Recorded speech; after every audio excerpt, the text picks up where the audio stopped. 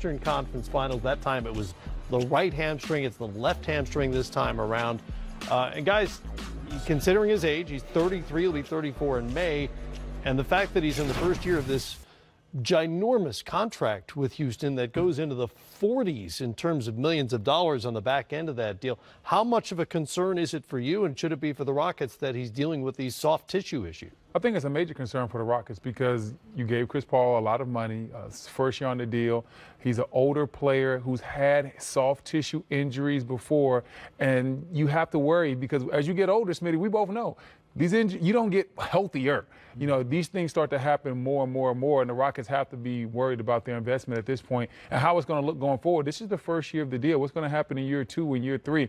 Are we going to continue to have these same soft tissue injuries? So it's something that's unfortunate. It's unplanned, something that Chris Paul wishes he could avoid, but right now it's what we're living with, and the Rockets have to find a way to get around it. I think it's a big concern, just for everything Brendan said, and also for me is because they weren't playing well this season. Last year when he had it in the playoffs, it was totally unfortunate. I thought they had a chance to really knock off the Warriors, and you look forward to seeing this team coming back. But they got off to such a bad start, and then they're starting to get it back going, but now he's hurt again. What do you do? Where do you find some other guys that can step in? They've always been missing a lot on the defensive end with Trevor. Right. Now you're missing another ball handler, the second option, you say, another guy can get guys easy buckets. A lot's going to be on James Harden right now. And I worry. There's certain injuries, Brendan, you know, Matt. The hamstring is one of those. They can say you're 100%, but you still have this in the back. It's tricky when you plant, it's a tough injury. And it can crop up long after you think it's gone away, and it feels like it's okay. It's a different situation this year than last as well because the Rockets were on cruise control. They were winning so many games. This year, third of the way through the season, it appears as though they're going to be fighting for a playoff spot. And that's weird to say. And you look right now, they're in 8th place. And now with Chris Paul, I mean, they are going to have to really fight to even get into the playoffs. And you want to get into the playoffs, but you would love this type of team, the Houston Rockets, having home court advantage, Brendan. Yeah, I mean, we're talking about the playoffs, and you're talking about the Western Conference. You don't want to stay in 8th because you know at some point it's going to be Golden State probably number 1, and the Rockets wouldn't want that in the first round of the playoffs.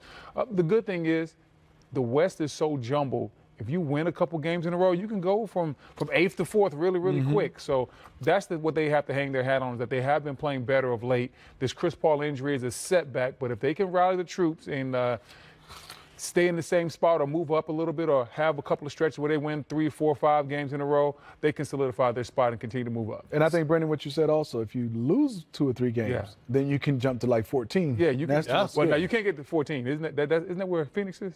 No, 15. 15? Oh, well, you get to 14 then. Because I think it's separated like 3 or 4 games. Schedule doesn't offer up too many soft spots either. This is what's ahead over the next few games. Home games, San Antonio, Oklahoma City, and Boston. Then they're in New Orleans, home against Memphis, and then at Golden State on the 3rd of January. That's what's coming up, and likely the games that Chris Paul is almost certainly going to miss over the next couple of weeks. CP3's old coach, by the way, was lucky not to hurt himself last night in Los Angeles when Doc Rivers went down while arguing a call. Oh, there he goes. He bounced back up. Hey, ready to play it off, Doc? Wanted a double dribble. The whole Clipper team wanted a double dribble. Slide, baby, slide. Watch it slide. Oh! Hey, Doc got That's what I'm talking about, Doc. Hey, Doc still got a little bit of athleticism. A lot left. A lot of guys fall down like that. They can't get up. He hopped up real quick. I love it, Doc. He got up quick, man. Yeah, his hamstring apparently is just fine. Yeah, as far as we can. You slide on one leg and he grabbed the other leg. Would have added insult to injury if he'd gotten teed up for being on the floor while coaching. Yeah, that wouldn't have been good at all. No. All right, now to